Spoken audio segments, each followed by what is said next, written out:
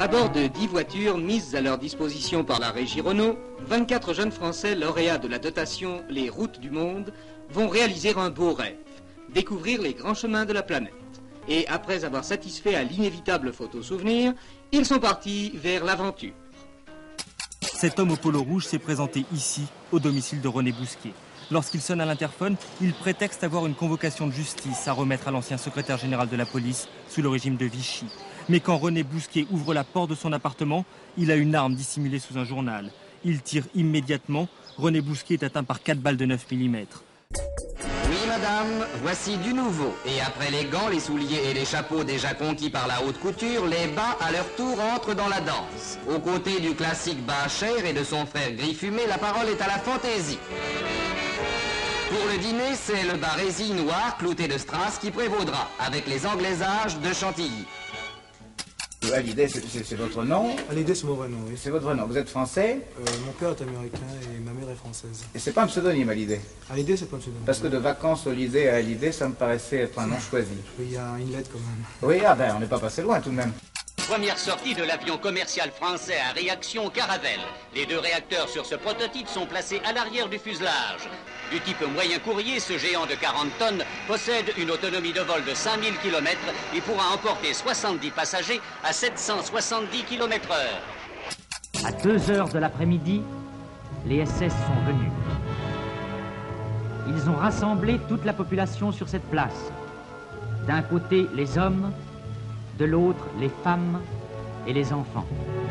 Les hommes, on les a emmenés dans des granges et abattus.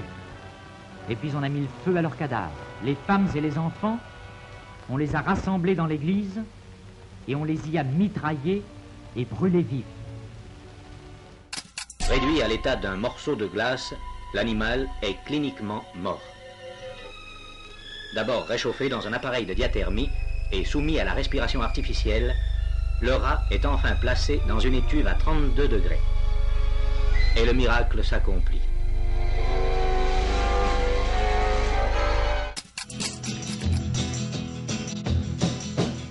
Une femme portant le short pourrait être reconnue responsable d'un accident de la circulation, enfin, circulation de la route et peut-être aussi circulation sanguine, on ne sait jamais.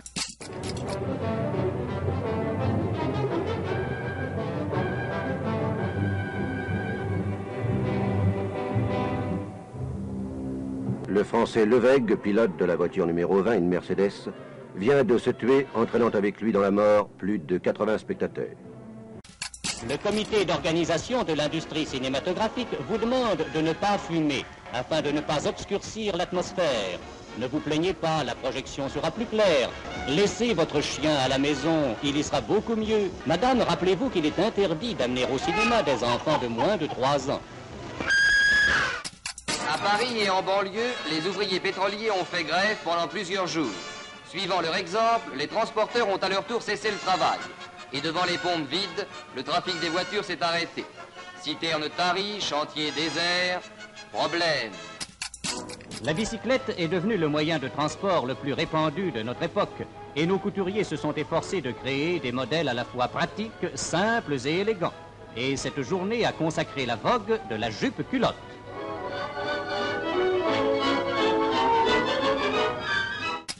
Les maisons centrales entr'ouvrent maintenant leurs portes aux détenus dont la conduite se montre garante que le crime ne les a pas gangrenés. On envoie en commando ces prisonniers travailler à l'air libre selon leurs capacités particulières mises ainsi au service de la collectivité. Se chausser sans bon d'achat est un des soucis actuels. Ne désespérez pas, ce grand bottier va vous présenter sa nouvelle collection de chaussures vente libre. 2 modèles de Préto qui semblent identiques. Erreur. L'un est en imitation et n'exige pas de ticket. Chaque semaine, des groupes s'évadent des villes, des clubs secrets pour respirer l'air pur et vivre des heures de détente qui sont la cure de désintoxication d'une semaine de grande ville. Et une race nouvelle est née, les Vespistes. Race née des fins de semaine et de l'époque des vacances. Comme on comprend d'ailleurs ces jeunes gens de préférer au bruit et aux poussières citadines le bord d'une rivière, les prés et les bois.